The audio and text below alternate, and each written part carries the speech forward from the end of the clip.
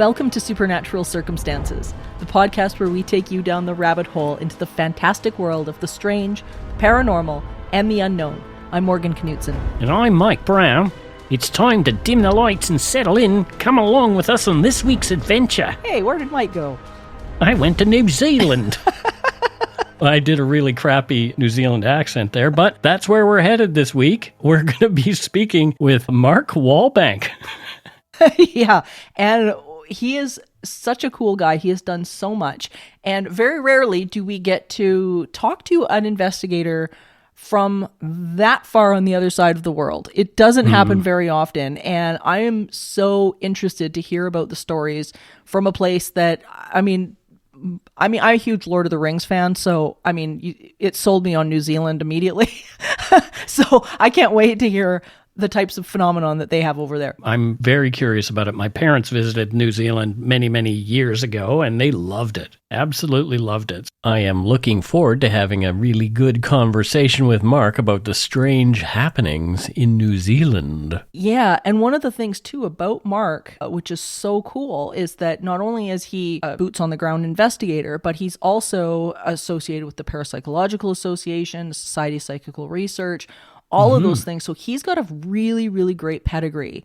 And his information and the way he approaches this stuff is so scientific. It's accurate. You know, he's not out for fame and fortune. This guy he's grounded, and he takes a really fantastic approach to these cases, which are often very, very unique over there.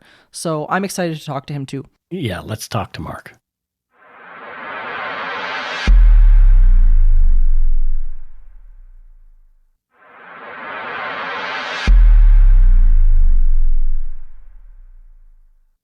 Well, welcome, Mark, to Supernatural Circumstances. And this is such a pleasure to have you.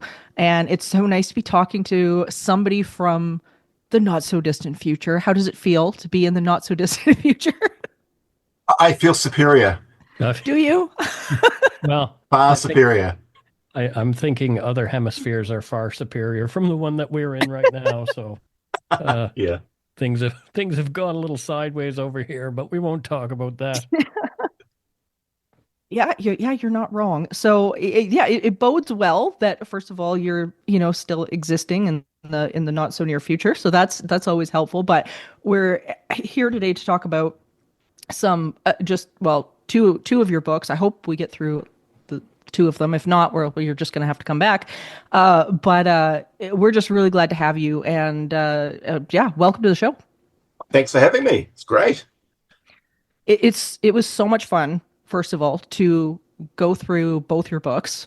I've been having fun all week just exploring the stories and whatnot. Just really, really, really good. I want to start with Haunted Auckland, because your initial story about your initial experiences into this field was really fascinating to me. It kind of made me think of a very long time ago when I first started into this as well. So tell us a little bit about yourself, how you got into this, so let's start there. Well, I guess my journey started a lot along the same lines as other people out there.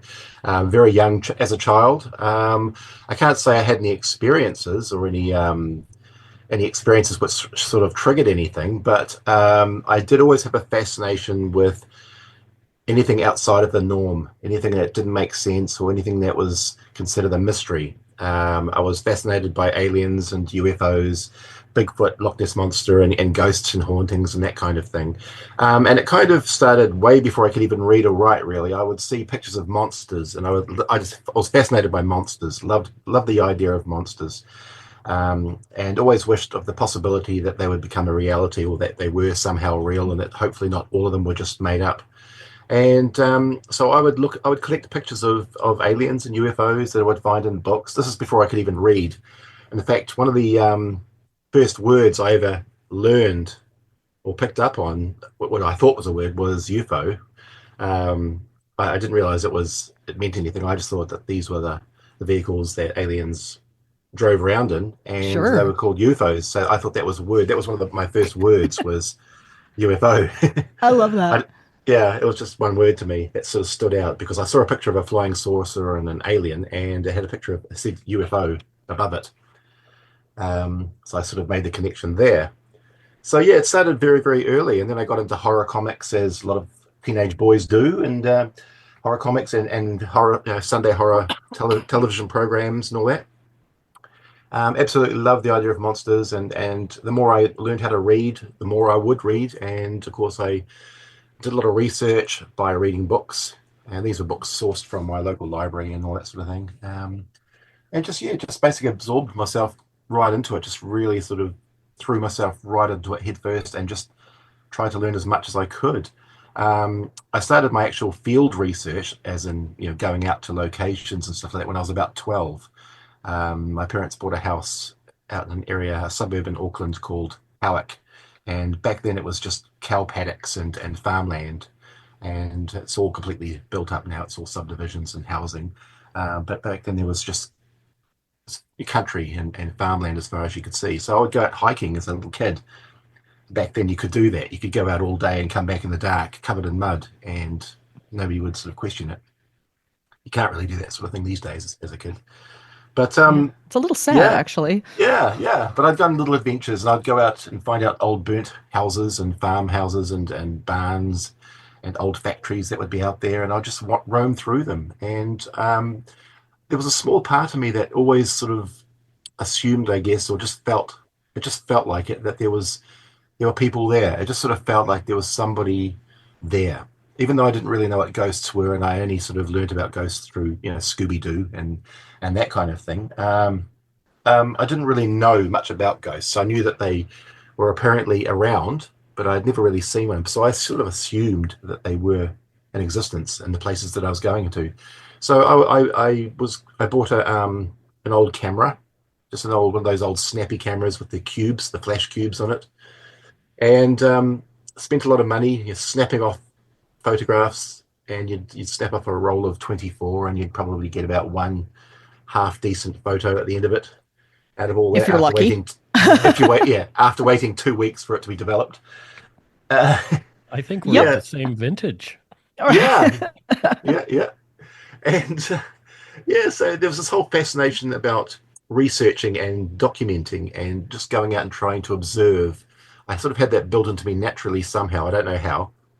um it just became sort of a natural thing to me. And it wasn't until I saw the movie Ghostbusters, I think it was, and there was that scene when they're in the library at the beginning and they're sort of walking around with gadgets and they're sort of looking for the ghost in the library. And I was watching that thinking, wow, this is great. Wouldn't it be fascinating if there were actually people and you could actually do this?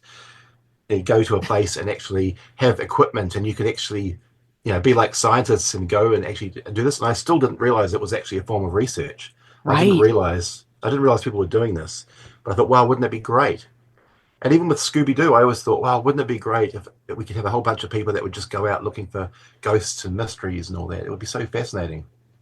And it wasn't until I started watching the early television shows about mysteries and the strange and the beyond and all that kind of thing. The one with Leonard Nimoy and all that. And Arthur C. Clarke, that was another big one I was into. Yes. That's when I started thinking, hey, there are actually people out there that research this. So it wasn't something that I just sort of thought up. It was actually something that was actually being done. So I kind of made it my life choice to sort of just do this and research it and go out as much as I could. And so for my birthday, my mother bought me a tape cassette recorder. So I had a camera and a tape cassette recorder and a torch. And I started just field researching, I guess, from an early age like that. Um, so yeah, it's just something that's always just been into me. I was an adopted kid, Mhm. and I only recently just found my birth father who lives over in the UK. Well, you And and I've Mike have been something in common. Yeah, yeah, yeah, I'm adopted too. yeah. My mother was born in Canada, in British Columbia, and I never got to meet her. Mike, you have something Um, else in common. oh, really? That's where I am. Yep. Oh, okay.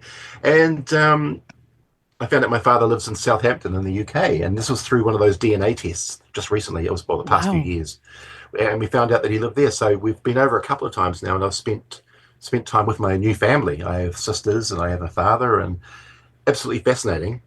But it was quite weird because within that family group, I have cousins and aunties that were psychics. I had a cousin that was a paranormal researcher as well a few years Hmm. back. And so the whole paranormal thing was actually something that has gone in through my bloodline, which was quite fascinating to me. It was amazing. Something we have I in common. Yeah, well, I initially when I first made contact with him, I didn't say anything about the paranormal because I didn't want to put them off because I'd only just found them online and didn't want to put them off, so I didn't say anything.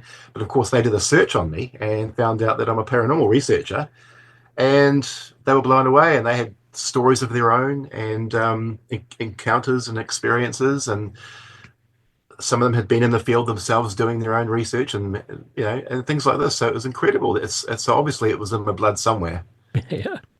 I think that's just how this kind of works. Yeah. I wrote a book a couple of years ago called The Gift of Instinct. And the one thing that I talk about in the book is the fact that the people who are drawn to this really, really do have a calling for it. And it's either within the family, but it usually starts someplace far deeper than that. Like there's something that you can't let go of. And the more you're talking about it, the more I can hear it with you as well. My great great grandfather was president of one of the first parapsychological associations in Canada, and I didn't know Oh, about that until about 6 years into doing this. And that was a couple decades ago now, but so I totally get what you're saying. It's very much ingrained, and that kind of brings me to my first couple of questions about this because we're used to hearing stories, I think, from the UK, from America, from Canada, and whatnot. But very rarely do we hear stories from places like New Zealand or places like Hawaii or places that people, I don't know, for some reason the stories just don't trickle over here. And that was one of the things that really took me about your book, is the fact that you're kind of bringing some of these stories to light. Uh, was there a story in particular that really got your interest in writing or an anthology like this? um, not a specific story, but I mean, I was influenced by a good friend of mine who lives down in Wellington. And his name is James Gilbert, and he's a paranormal researcher down in Wellington, which is the capital of New Zealand.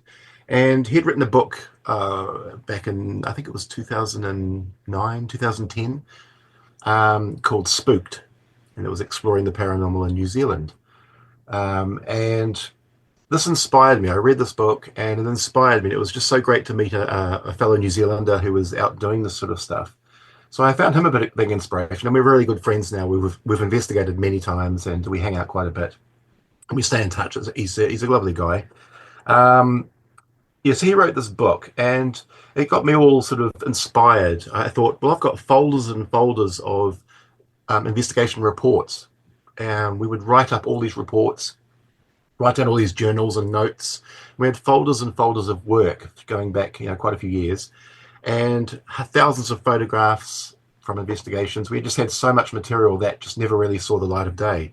And we had our Facebook page, and we had our website, so we could put stuff on there. But I don't know, there was just no sort of, I guess, journal or book, something solid. I mean, the internet is fine, but it's so disposable and it's so easily Mhm. lost. Yeah. Whereas a book is a solid fixed item. So yeah, I decided I would give it a go, and I would try and compile some of our reports and ideas and opinions into a book, and that's where I came up with Voices in the Walls, which was my Right. first book.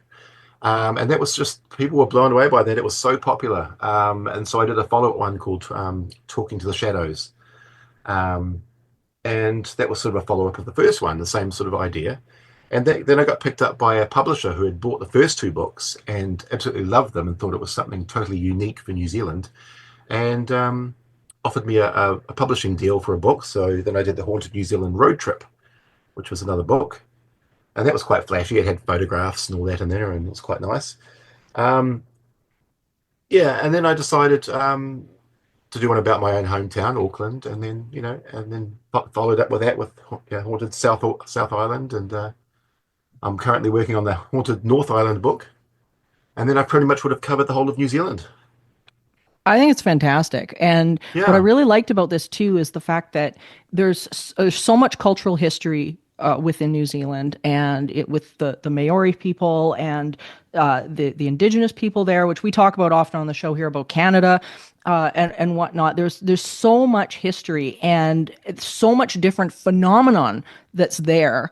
It seems to be such a hotspot for all sorts of things. So let's get into this a little bit. What type of phenomenon do you guys experience in New Zealand? It seems to be right across the board.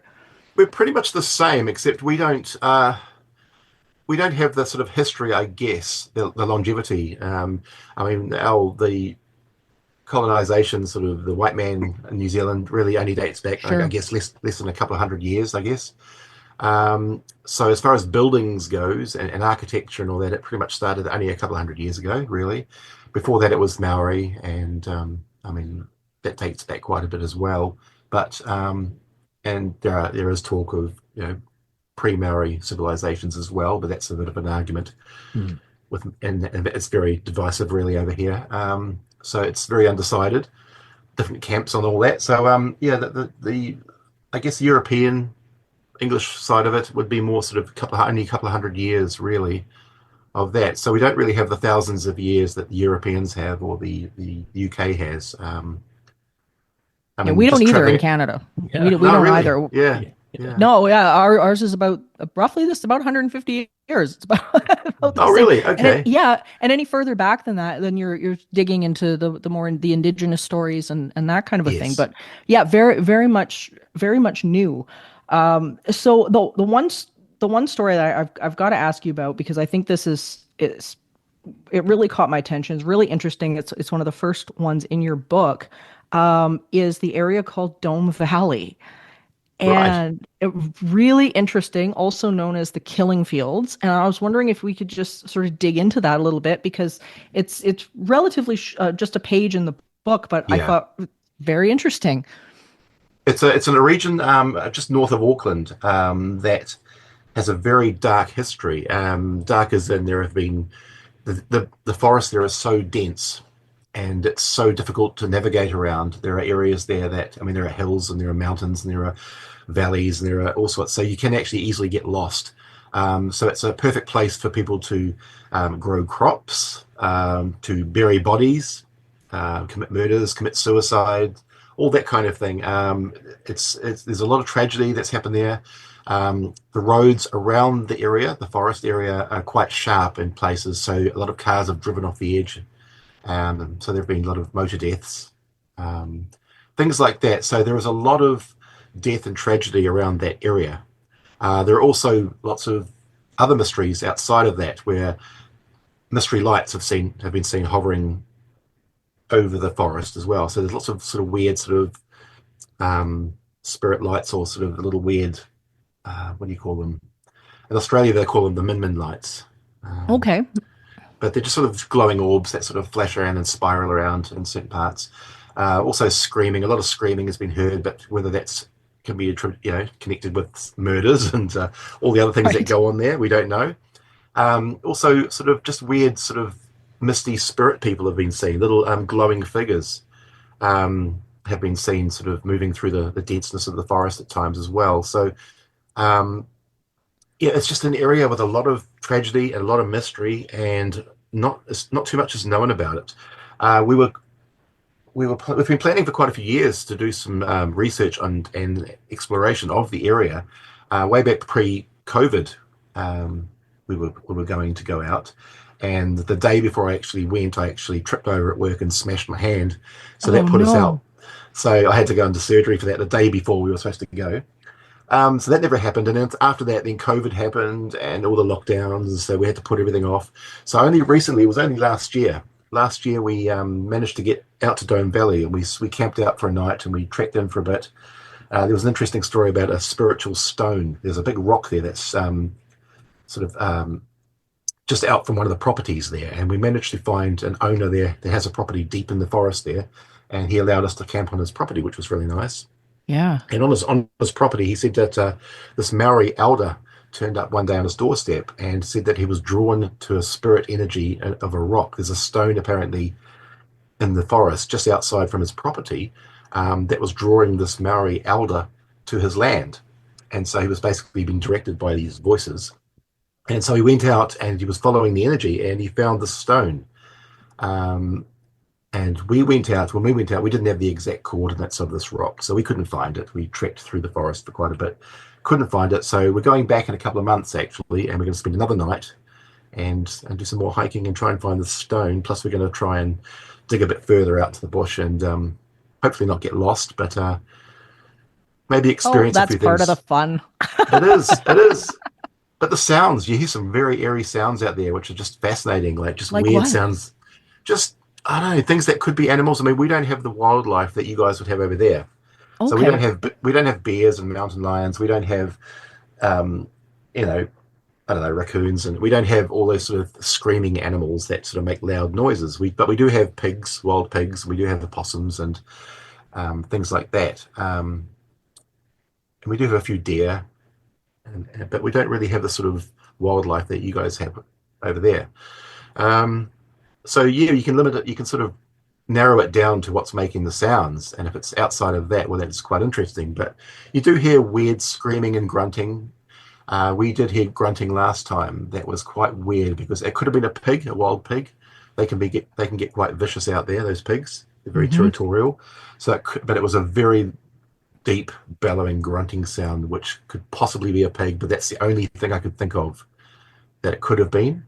Interesting. Um, So, in the other realm of what it could be, yeah, what was your thinking as to what it might possibly be? well, being a big fan of Bigfoot, Yeah. Well, I would like to yeah. think it would be something like that. But we just don't have that kind of thing here. We do have Maori legends. There are Maori legends of the Mm, Moiho man, which is a hairy sort of tribe of people that used to live over here in the deepest forests. mm. But that was kind of, they were considered guardians of the land, guardians of the forest, and it was sort of stepped in sort of Maori folklore and all that. But there are people here that do sort of like the idea of New Zealand having its own Bigfoot. I mean, the Yeah. UK apparently has them as well, and they're all over the world. So, of course, New Zealand has to follow. And so there are people that believe we do have one here, which I don't think we have deep enough forests for that, but possibly. I like to Interesting. think possibly, yeah, it would be cool Yeah. if it was. Well, it's interesting to think about just how much of these, not only these creatures, but just these lands that we don't really know about. I know, like, I mean, Mike and I, we've been on a few strange adventures ourselves, and Yeah, it's really funny because just when you think you know the environment, you think you've got a beat on things, the environment and nature just shows you something new. Hmm. And what's really cool about, I think about what you're saying and your story, Mark, is just how much there seems to be sort of this overlay of maybe what a lot of people would consider folklore that maybe it is being drawn from some sort of truth. I know for like here in Canada, that's the one thing that we hear about all the time when you were describing, the guardians of the woods and things like that. In Canada, they're Sasquatch and things like Dogman, very much seen that way, yeah, as the guardians of nature, all of those things. And I mean, well, Mike, I mean, here you are smack dab in Sasquatch country. Yeah, So I live probably a half-hour drive from Creek, which is one of the most famous Sasquatch sightings yeah. ever.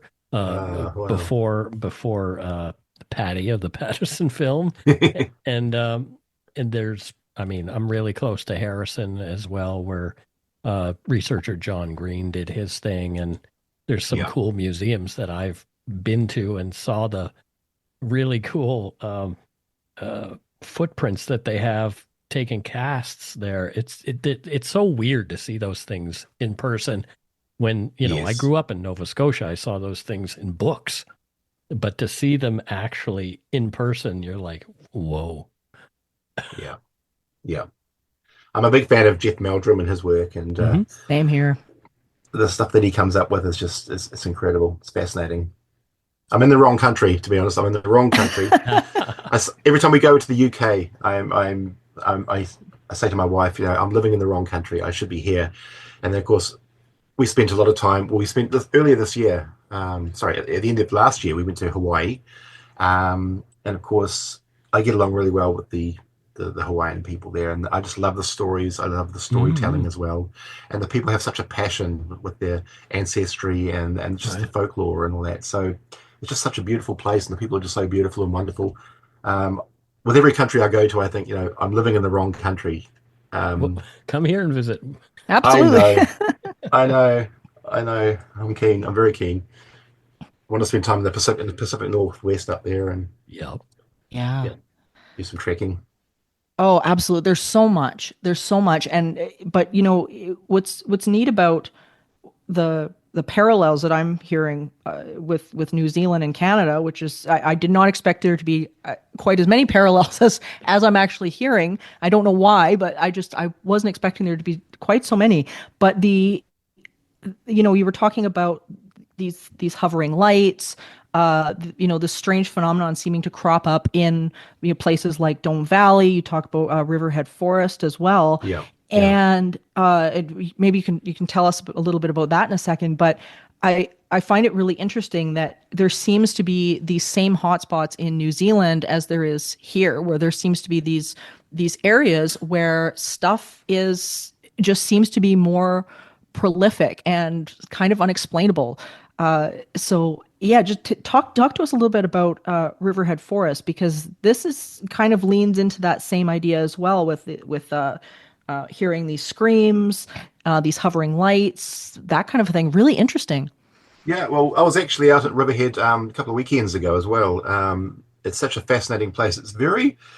I don't know. I guess I want to say American. It always has the redwoods, the big, tall redwood type trees, and it just looks amazing. It just looks very squatchy to me, Yeah, It just has beautiful. that look, and but that has the same sort of reputation as Dome Valley. Parts of Riverhead get used for um, paintball operations, so they run around there, sort of shooting each other. But a lot of areas have sort of closed off to the public. I'm not sure why, but they're closed off to the public, and you can't go through there. But there are some, yeah, there's a lot of tragedy as well. A lot of um, bodies have been dug up. Ooh. People have gone missing, and bodies have been dug up later on. They've found bodies that have, there's been multiple year-long searches of, disappearing people, and they've found them in the forests, things like that. So I guess it's the same sort of thing that you get overseas in all the various countries. I guess, like the Japanese, suicide forests and all that Right. sort of thing, where people Mhm. just go missing and then they're found later on. I mean, it happens. I guess it's a worldwide thing. We have our creatures. We have a couple of lake monsters here as well that have been spotted from time to time, and I mean that steeps back into Maori folklore as well. But people are actually still seeing them physically. So yeah, we have the same mysteries, but I guess we're smaller and less known about. Yeah, sometimes I think those are the interesting stories, though, are the ones that aren't, or I guess that haven't been tainted by the telephone game, so to speak. They're being told over and over and over again. I think Yeah. sometimes these are the ones, I know for myself as a researcher, these are the ones that always really interest me. And Mm. especially when you've got a history with the indigenous people of the area and whatnot. What is their take on a lot of this phenomenon? Do they have a theory or a culture around it? Do you know? It is, but we have to be very sort of Hmm. sensitive about it. It's something we have to tread lightly with. There have been certain areas of interest to us that we've wanted to research further and explore and document, and we've been told no, we shouldn't. It would be disrespectful, and Yeah. Right. we must stay away. And just even going onto the land is considered, it's tapu, which is um, cursed land, and it's a very Mm. sacred land that we should stay away from. And just even asking questions can offend people. It's very close to them, and that's fair enough. And so we have to respect that. I Yeah. guess it's the same with other countries, like with the Aboriginals in Australia. It's their culture and their ancestry and their folklore and even just their stories that are handed down generation to generation. They're very precious to them. So, and I noticed that in Hawaii as well. They weren't too open. They have storytellers there that tell the stories around the Hawaiian Islands and the ghost stories and all that, but they don't sort of widely spread it around too much, especially when it comes to beings and creatures and sort of things like that in the forests. and anything of a very spiritual nature. They're very closed up about it, and they want to know, why do you want to know this information? Why? What are you going to do with this information? Who are you? And all that. So they do keep it close to themselves, which I can respect that. It's a lot of these cultures, they get taken over by white man and Yeah. colonization and all that, and it's a lot of it can be destroyed. So it's very precious to them, Yeah. and I can appreciate that their need to hold on to their stories and their ancestry and Hmm. their history. It's important to them. But I just love hearing the stories. I just love it. I just love it when they do share with me. I have heard a lot of stories, and I try not to sensationalize it. I can't sensationalize it. I've got to keep it grounded and just listen and appreciate it for what it is. The best way to go. And I love it. I think, Yeah, yeah, and there's so much. I find a lot of these stories, they don't need to be sensationalized.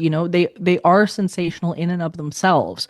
And this phenomenon in general is just sensational in and of itself.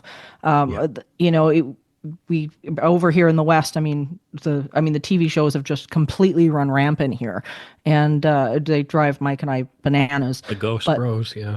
the Ghost yeah. Bros, yeah, and it's rampant. I mean, it's I know. crazy, and so that's one of the things that I really really liked about the telling of the stories that you have in your book is that you really divide it into, okay, here's the story, here's what's happened, here's what we've experienced.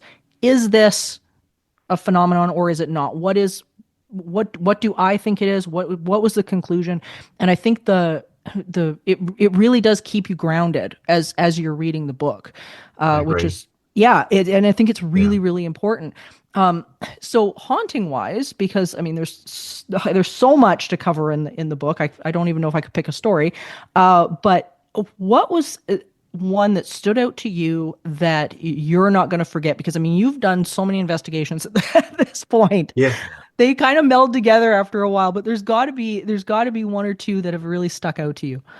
Well, I mean, I do come from this as from a very skeptical point of view, and I can't really admit that I have actually had any full-on apparitional, ghost encounters as yet. But I've had enough little experiences that made me sit back and go, "Wow, okay, I can't explain this," and I ask around, and nobody else can explain it. So something's happened. So that's wow, okay, and that sort of gets me all excited. So it's those little moments that happen that I can't explain at the time, that get me excited and keep me going. But there was one moment, which is written in the Haunted Auckland book. It was at a place called the Halleck Historical Village, and that's a location that we've been investigating and researching for many, many years. And I actually, as a kid growing up in Halleck, early Halleck, I watched that village being built. It's basically one of those living villages where they move all these old houses into one little area. And so I got to see all these houses being moved into location. And I would sneak out at night. And of course, these houses didn't have windows or doors when they were being shipped, brought on the backs of trucks. So when they were put on in their positions, I would sneak out at night time with my torch and my audio recorder and my camera and just climb in through the doors and sit in these old buildings. This was before the village actually opened to the public. Neat. Um, and I was just sitting there by myself and just listen and observe and document. And it was fascinating. But yeah, there was in that village, there's one building there called Puanui Homestead. And Mm, that was a building that it's very, very old and mansion-like, I guess. It was moved from South Auckland into its current location. And that had a wealthy guy called, it was an old man called William McLaughlin. And he lived there with his family. And as they slowly passed away through the years, the last one to pass away there was Sarita McLaughlin, who was the daughter. So Puanui Homestead, we've spent a lot of time just in there, and we experienced quite a few things from footsteps, walking down hallways and up and down stairs. We've had a few voices appear on audio recordings. We've had a few interesting knocks and bangs and taps and things like that. Mhm. Um, but with an old building, of course, we usually dismiss all the knocks and taps. But there was one building that sort of stood out to us. So we decided, instead of doing investigations with the whole team there, we would do little solo overnighters where each team member would spend a night by themselves in Puanui Homestead. Neat. and that we would set up cameras, would have it there, and they would sleep on the floor and just document their surroundings and just basically be there in the environment, just them in the house, and just see what happens, and hopefully record things that happen. Of course, I did the first night. I didn't tell anybody where I was going to be, no, so nobody knew I was there. I had my laptop set up in the front living room. I had cameras set up all over the place. There was a story about an old woman that is often seen climbing up the stairwell, the main stairs. So I set up a camera on a tripod aimed up the stairs, thinking, well, if she walks up the stairs, I'll try and hopefully capture her doing this. And Yeah. right at the top of the stairs there, I had this torch in my hand. It was just a flat based torch, so it doesn't roll. It's just like a flat torch with a button on top of it, about the size of a cell phone. And I thought, well, I had it in my hand. I thought, well, maybe I should put this here somewhere as a trigger object. There was a chair at the top of the stairs, just around the corner. It's kind of a spiraling staircase.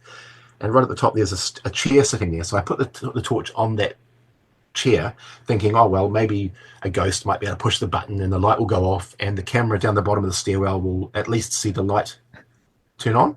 So Sure. I didn't think much of it at the time. It got to about, it was about 3 o'clock in the morning, just before 3, and it was on a Friday night, so I'd had a full day of work and I was really tired.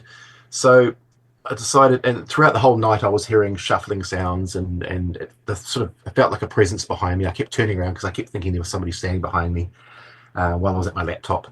And I was hearing little shuffling noises, and about just before 3, I decided I'm going to get some sleep now. So in my sleeping bag on the hard living room floor, I went to sleep, and it was about 3:15. I heard a bang, and this almighty bang that happened. I assumed it was from upstairs. I sort of staggered out of my sleeping bag and went to check out what it was. And I found my torch at the bottom of the stairs. And Mm. I'd set up a vibration sensor as well, so that if the floor moves, it would set it off. Mhm. So the vibration sensor light had um, that was on. So I knew exactly where it had hit. So the torch had hit the light, turned the light on, and I thought, wow, okay, something's happened here. And for that moment, I actually thought I was being pranked. I thought somebody was upstairs in one of the rooms pranking me, That's Yeah. because where our there's no heads way. go, though. Yeah. Yeah, I know. So it just felt like, okay, nobody can throw the torch down, because when you see the stairwell, it spirals down a couple of flights, so it can't just be knocked. Um, there was a couple of locked doors up there. They used for storage, and I was knocking on them and thinking, okay, somebody's just gone in here. I didn't really think it through, but anyway, I went back down to sleep because nothing more happened. So I went back down to sleep. In the morning, I went home and I put the camera, loaded up the camera footage into the computer, zoomed fast forward into where it happened. I found out that there's about a good 19 minutes before that bang. There's the sounds of footsteps walking above. There's the sounds of what sounds like a giant cabinet, a wooden cabinet being dragged across wooden floorboards. Wow. Um, you can hear floorboards creaking, like something's walking on it. And there's a little moment where, in between the railings of the stairwell, you can see a little bit of a shadow. So something's moving around, and you hear this thud, thud, thud. And you hear, there's somebody moving around up there.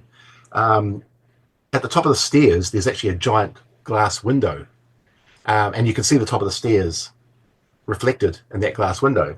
So if anybody was there, you'd see the reflection of that person in the window. There's nobody there. Oh, And so wow. somehow and so I've been back numerous times. We're trying to get our head around it. There's all this action. There are big giant mats. There are huge mats, carpeted mats up there. So the sound of something being dragged across wooden floorboards didn't really make sense. There's a sound of a tapping of like a metal bucket handle sort of knocking. And just there's all these, it was just all action. And you can hear the Yeah. clock. You can hear the clock chiming 3 o'clock, 3 a.m. Um, so it was just so bizarre, and we haven't been able to figure it out. And the stairwell, basically, the torch would have had to come off the chair onto the ground, then move along a couple of meters, then go down one flight of stairs, and then turn, and then go down another flight of stairs. Um, it's kind of a spiraling staircase that goes down to the bottom. Yeah. Yeah, Poor so Mike. it's just You okay over there? yeah. I'm I just just thinking, oi, oi, oi. And so that's one that stood out to me. Of course, I didn't say it was ghost because I'm very careful about what I say Mhm. Sure. out there. I never say this was a ghost because if I'm proven wrong, I can be seen as a Yep. fool. Um, So I'm very careful. So I had the video and I put it out there saying torch got thrown downstairs. Not sure what it is, and I put a disclaimer saying not saying this is paranormal. Playing it safe. And of course, I Something got a happened. journalist. Yeah. Yeah, and I had a Something happened. journalist contact me. Yeah, a journalist contacted me and said, "I've just seen your video. Fascinating, fascinating stuff. Would like to write a story. Would you be interested in doing an interview?" And I thought, well, yeah, okay, I'll talk about it. I'm not saying it's ghosts though, but I'll talk Hmm. about it. And we had this great interview, which was put out in the newspaper. But the journalist didn't tell me that he was going to approach the Skeptic Society and get their opinions on it. Oh boy. Oh, So of course their opinions were, oh, those guys see ghosts everywhere, and anything could have knocked that torch down there, and there's so many explanations that could, explain this. Um, arg. yeah, so that came out in the paper as the headline for that one was "Skeptics Refute Paranormal Claims." Oh, great. Yeah, which there were no paranormal claims. So Right. I contacted the Skeptic Society and I said, "Hey, look, what if you can help me? I hear you've got some explanations for this. I have no idea myself, and I'd love it if you could, give me an explanation or two because I just can't figure it out Good for Hmm. how you. it happened." Yeah. And I got no response. Of So course. Yeah. no response. Yeah. So Very, very yeah, telling. Yeah. yeah, it is. It is. So I thought, okay, this is the kind of field we're dealing with. These are the kind of people that are going to be against us, I guess. So I'm just very careful and cautious now.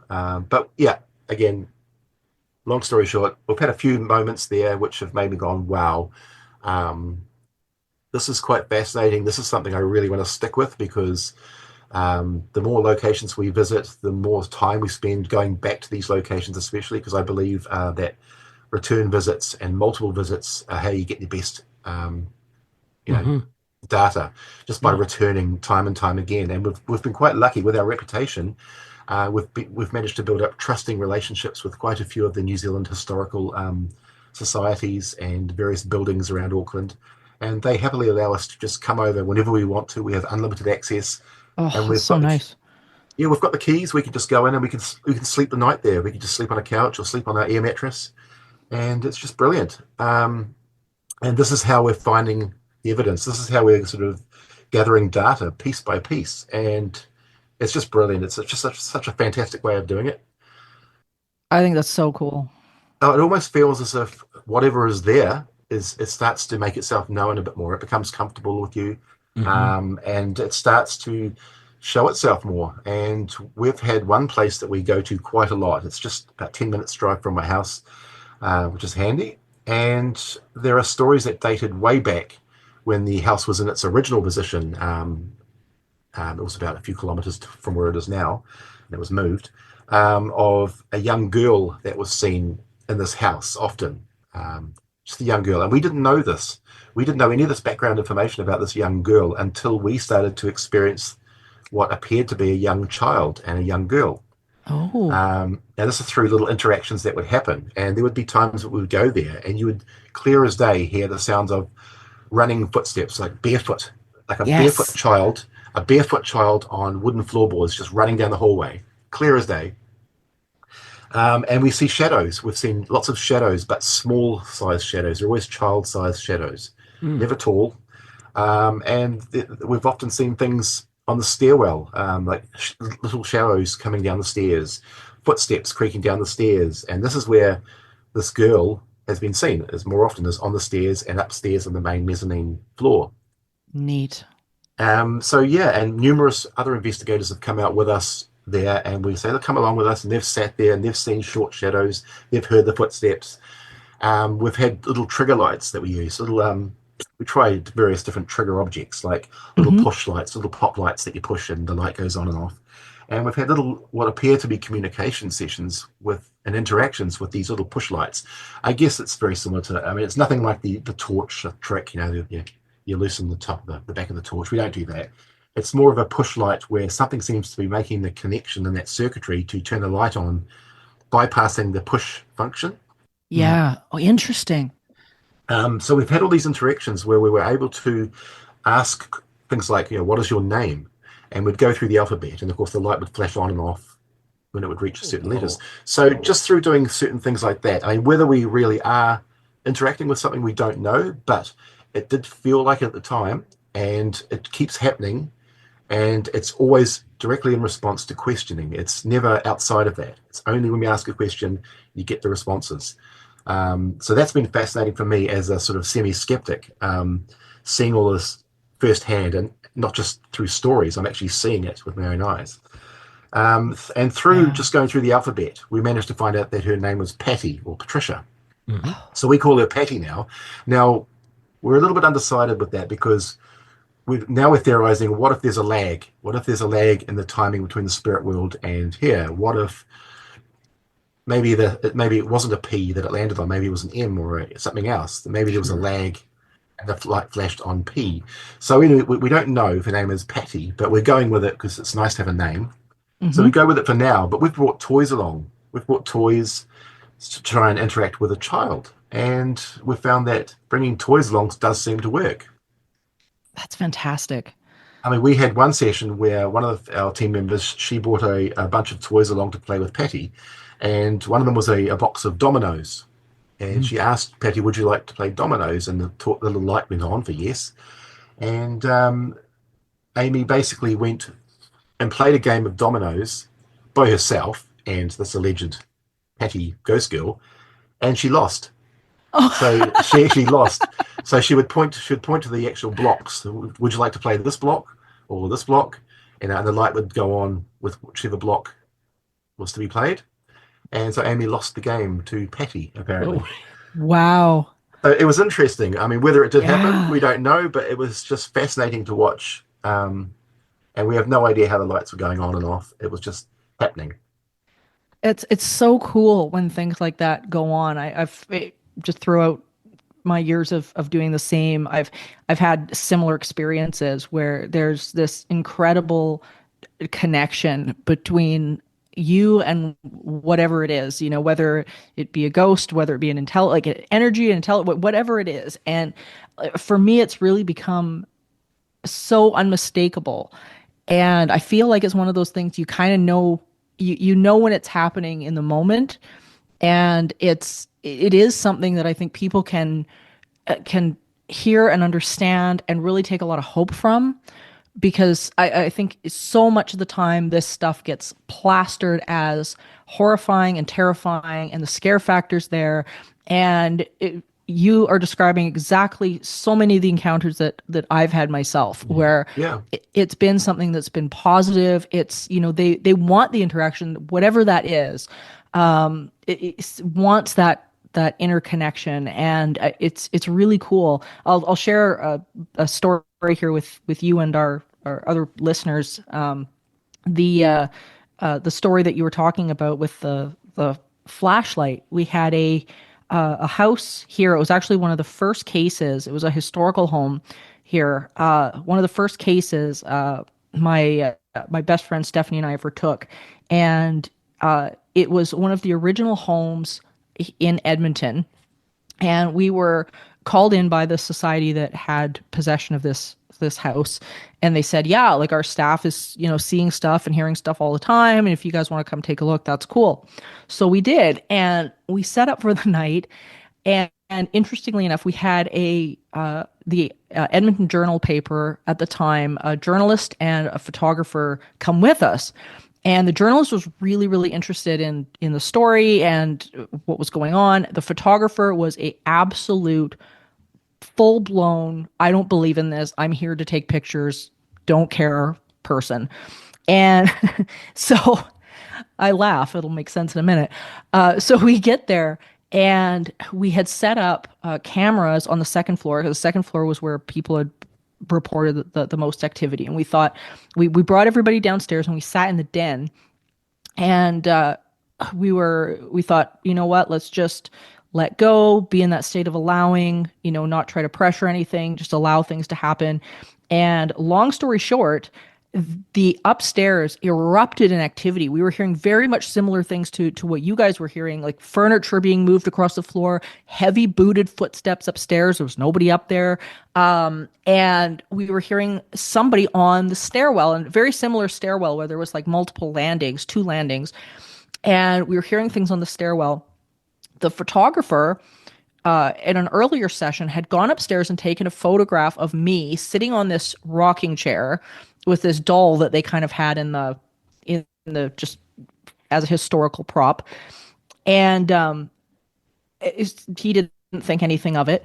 And anyway, we're hearing all this noise upstairs. The photographer is slowly losing color in his face, and we end up pulling the camera footage later on that night, and lo and behold, there was electromagnetic interference in the cameras. Like it was like as soon as the noises started, all the noises recorded, but there was electromagnetic interference throughout every single camera that was upstairs. And when he ended up getting the photograph back later, there was an anomaly in the photo that he could not explain because he had the lighting conditions under control. He knew his camera, and he was gone. He was just, he Yeah, was yeah, gone. yeah. And it was so funny. It was so Stephanie and I we had a good laugh. And as we were leaving the house, there was a tin can, a set of tin can phones, the old kids' phones with the string attached, sitting on the end table by the door. And I had said to Steph, I said, "You watch." I said, "Those frickin'," I said, "something's gonna happen. As soon as we put the cameras away, something's gonna happen." We had completely packed up. We were about to leave, and those tin can phones flew about 3 or 4 feet across the room. Uh-huh. Nobody touched them. Yeah.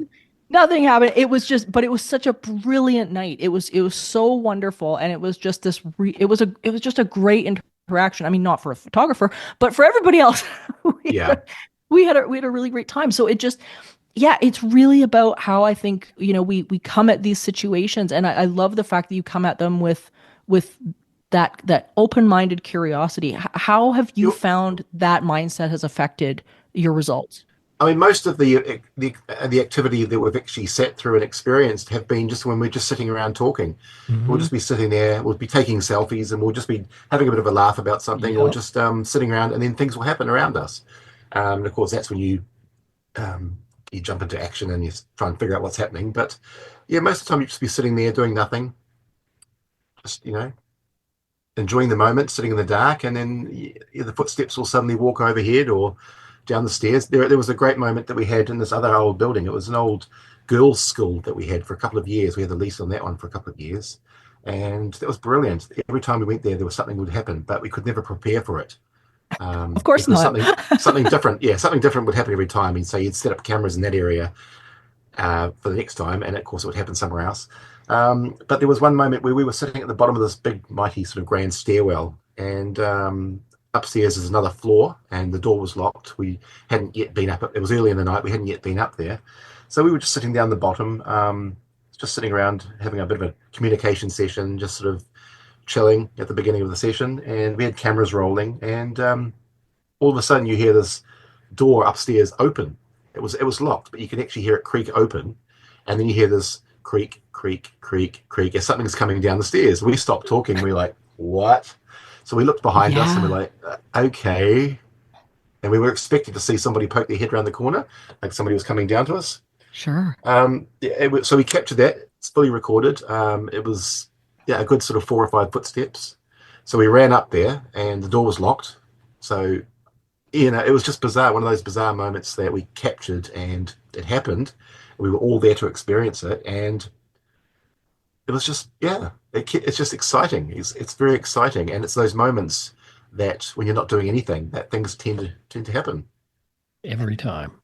every time. Yeah, Every time. yeah.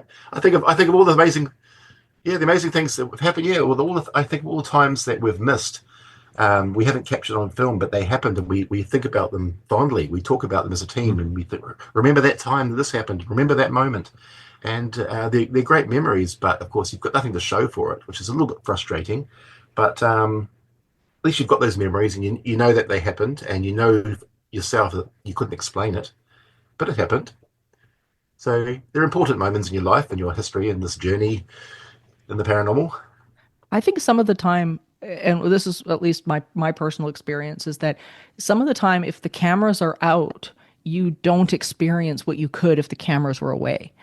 Yeah, I know that's the one thing I've really found throughout this journey is that there's some phenomenon specifically that I've encountered over the years where if you've got your camera out, it ain't coming.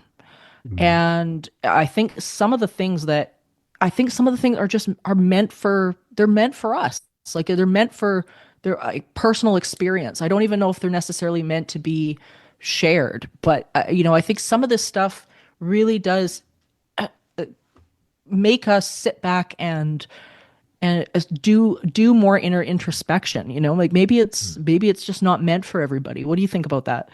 I think I totally agree, and I think it sort of shows true in Bigfooting as well, especially with the Yeah. habituation, Hmm. habituation approach, where you don't have cameras going. You just basically sit in the moment, sitting out there by a campfire or whatever, and just no cameras running, because it's theorized that Bigfoot could see Hmm. the infrared light as well coming from the cameras, so they tend to avoid trap cams and that kind of trail cams and all that. So I don't know. I'm a big follower of just the observational approach. Just go to a location and just sit Yeah. quietly and just maybe have one camera at the ready and just sit and observe. Maybe call out a few things and just see what happens. And if nothing happens, fine.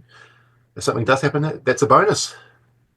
Yeah, that's what we found as well. Like, Mike has been out here. I'm in Alberta, so he was out in Alberta a couple of times, and Hmm. that was the one thing that we've always done, where it's to going out and being present, and the value of presence, just being able to sit and be in the now, in the moment, and that having that connection, I think, it really radiates, and we see that with even our own animals, like our animal connections. When we're more present, we have a better relationship with them. And I think that really translates into this field as well. You become more present with the moment. So a lot of this stuff really, really opens up, and it seems to be very, very attracted to that, which is really Yeah. cool. So it's so awesome to hear you talk I about agree this because also. I mean there have been times where I've spent time by myself and I'll just be sitting in a forest somewhere just by myself, just quietly in the dark,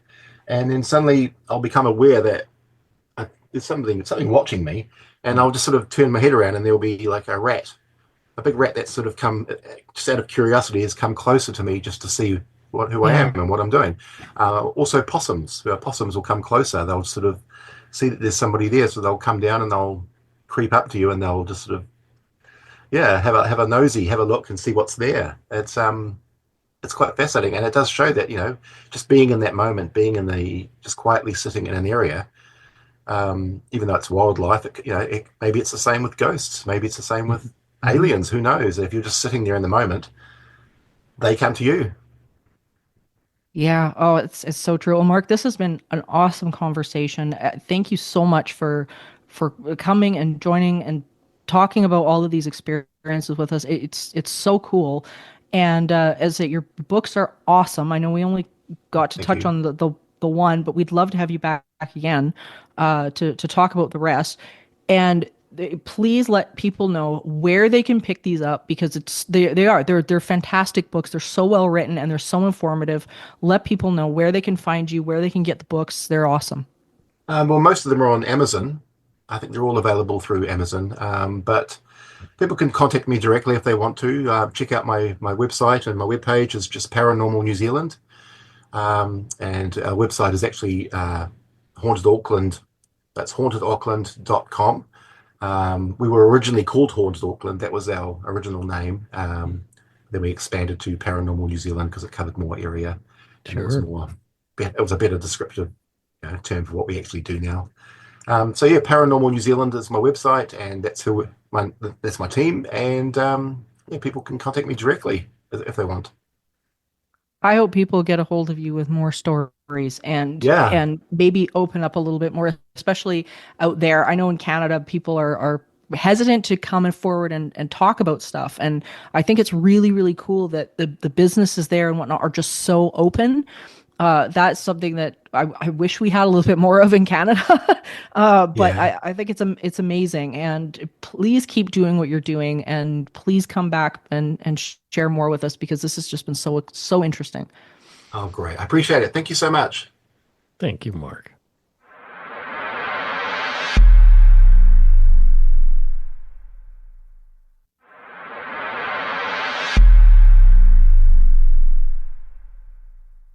And we are back from our conversation with Mark Wallbank. What a good guy. I like him a lot. He's really charismatic. He loves what he does. You can tell. Yeah, and he loves people. And I think he's such a great teacher with all the books that he's had out over the years. He's got tons of them, you guys. So if you're interested in more New Zealand stuff, he is the go-to for this.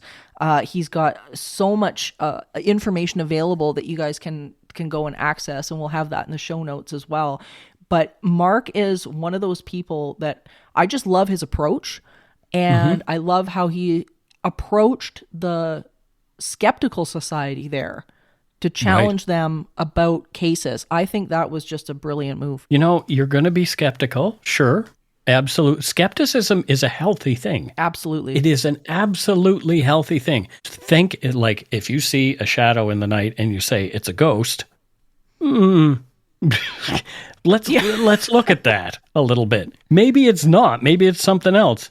And so you go to the people who are skeptical about that and you ask them, please help me to investigate this. I'm curious what your take is. But when they don't respond, that's telling, really. They're not skeptics. They're more like cynics. Cynics that have an agenda at that point.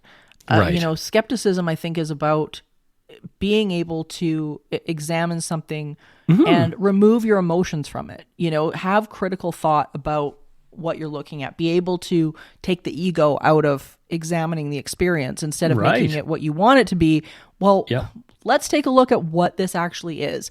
And yeah, Mark's got a great way of piecing these things out, and probably because he has been associated with things like the Parapsychological Association and things like that, where you kind of learn those skills. But the fact that he writes his books in that same style, I think is really, really important. And people can pick his books up and know that they're getting something that is as real and as close to the truth, I think, as he's able to present it. But New Zealand is an adventure. I want to go so bad.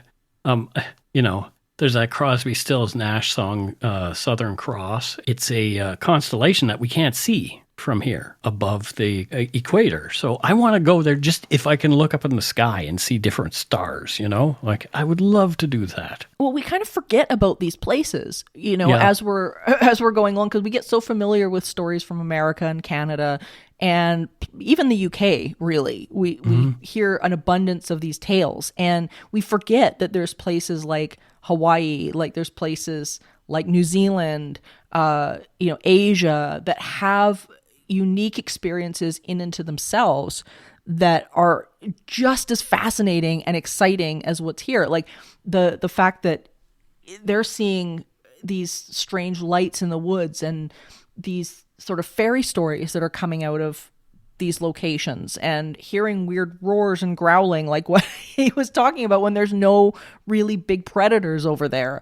I mean, there's so much to look at and think about. Maybe even more so than what we've got on this side of the pond. Let's do more of that. I want to talk to somebody about the Tunguska event at some point, because I think that's pretty cool too. Well, that's probably going to be another episode. Yep, exactly. Well, there you go. Give us more food for thought anyway. Thank you for joining us on this eerie expedition, dear listeners. And remember, there is no line between the natural and the supernatural. All is consciousness. Until next time, stay curious, friends. Do that. Supernatural Circumstances is a co-production of Entity Seeker Paranormal Research and Teachings and Good Egg Studios. This podcast is part of the Curious Cast podcast network.